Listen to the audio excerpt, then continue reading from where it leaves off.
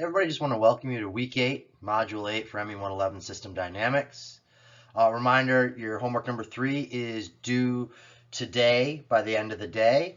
I will be doing things a little bit differently. Normally I post this lecture at 6 a.m. Monday mornings. I'm going to be holding off and posting it a little later because what I'm going to do is go through the solution to 6.17 in homework number 3. There's quite a few questions on this, and I wanted to go through my solution to give you guys a good understanding of that problem.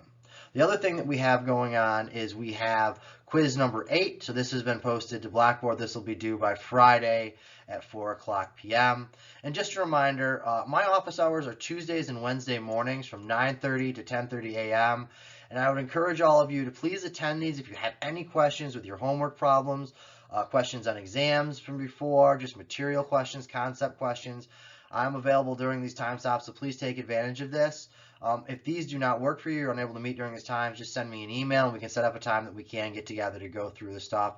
I'd encourage you guys, though, before you get towards the end of the week and things get overwhelming, to get a hold of me or the TA in advance if you have any questions, so you're not scrambling at the last minute on a Friday night or Sunday night to get your homework done in time.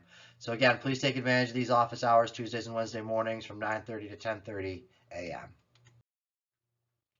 So as we begin module 8, we're going to take a look at the system analysis in our time domain here. So objectives, once we finish this chapter, we should be able to obtain and interpret free, step, and ramp and impulse response of linear models, compute and use the time constant, the underdamped natural frequency, and other parameters to describe and assess the system response.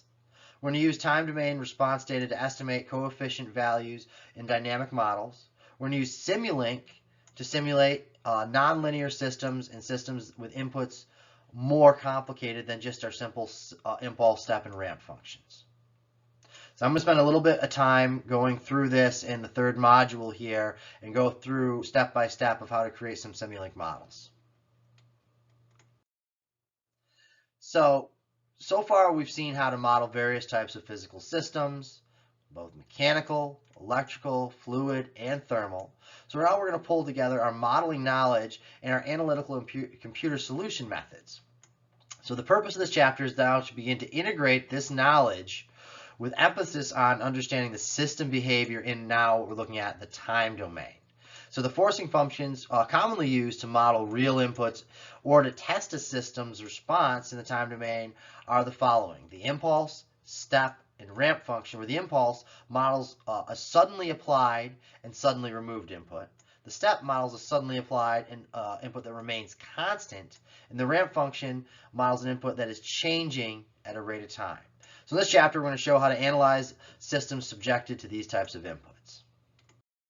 So in our first module, module 8.1, take a look at the response of first order and second order systems here. So 8.1, when we take a look at our textbook, is going to be our first order systems, and 8.2 in our textbook is our second order systems. We'll go through our solution methods for both of these types of systems. So we continue on to module 8.2. We're going to take a look at the description and specification of step response, parameter estimation in the time domain. And so 8.3 is the specification of the step response, and 8.4 is the parameter estimation in our time domain. So for our third module, module 8.3, we're going to take a look at MATLAB and Simulink applications. So going back to our textbook, 8.5 is going to cover our MATLAB applications, 8.6 is our Simulink applications, and 8.7 is just a little bit of review from the whole chapter. So we're going to spend most of our time here on our Simulink applications, and again, I'm going to go through and do a complete system model within Simulink and show you how this is done, starting up, booting up MATLAB, opening up Simulink, creating the blocks, modifying the blocks, and getting an output.